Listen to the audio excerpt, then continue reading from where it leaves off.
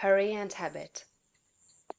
No doubt you have many problems, domestic, social, physical, and financial, which seem to you to be pressing for instant solution. You have debts that must be paid, or other obligations that must be met. You are unhappily or inharmoniously placed, and feel that something must be done at once. Do not get into a hurry and act from superficial impulses. You can trust God for the solution of all your personal riddles. There is no hurry. There is only God, and all is well with the world. There is an invincible power in you, and the same power is in the things you want. It is bringing them to you, and bringing you to them. This is a thought that you must grasp, and hold continuously that the same intelligence that is in you is in the things you desire.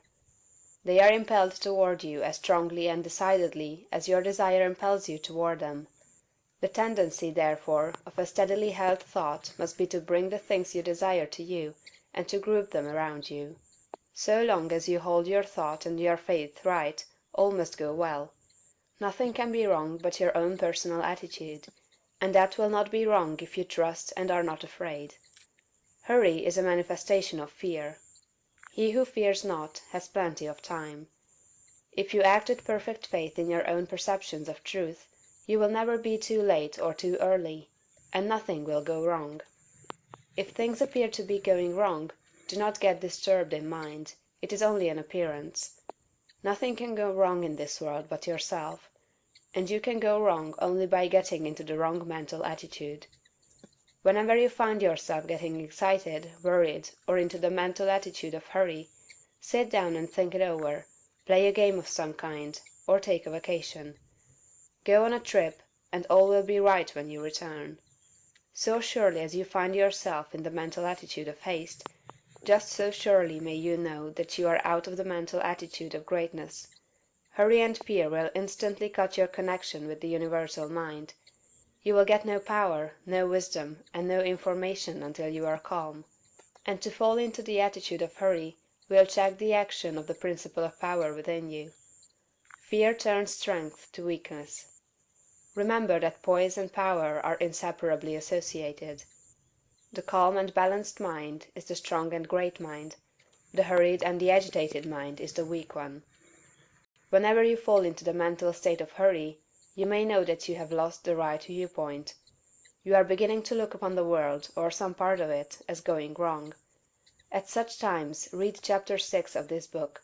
Consider the fact that this work is perfect, now, with all that it contains. Nothing is going wrong, nothing can be wrong. Be poised, be calm, be cheerful. Have faith in God. Next, as to habit, it is probable that your greatest difficulty will be to overcome your old habitual ways of thought and to form new habits. The world is ruled by habit. Kings, tyrants, masters, and plutocrats hold their positions solely because the people have come to habitually accept them. Things are as they are only because people have formed the habit of accepting them as they are. When the people change their habitual thought about governmental, social, and industrial institutions, they will change the institutions. Habit rules us all. You have formed, perhaps, the habit of thinking of yourself as a common person, as one of a limited ability, or as being more or less of a failure. Whatever you habitually think yourself to be, that you are. You must form now a greater and better habit. You must form a conception of yourself as a being of limitless power, and habitually think that you are that being. It is the habitual, not the periodical thought that decides your destiny.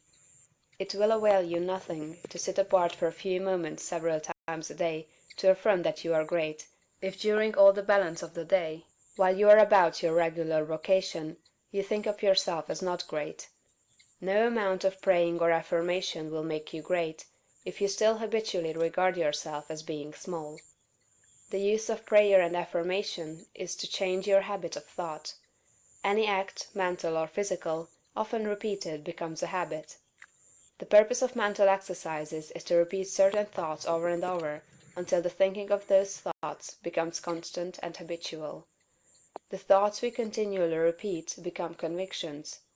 What you must do is to repeat the new thought of yourself until it is the only way in which you think of yourself. Habitual thought, and not environment or circumstance, has made you what you are. Every person has some central idea or thought form of himself, and by this idea he classifies and arranges all his facts and external relationships. You are classifying your facts either according to the idea that you are a great and strong personality, or according to the idea that you are limited, common, or weak. If the latter is the case, you must change your central idea. Get a new mental picture of yourself.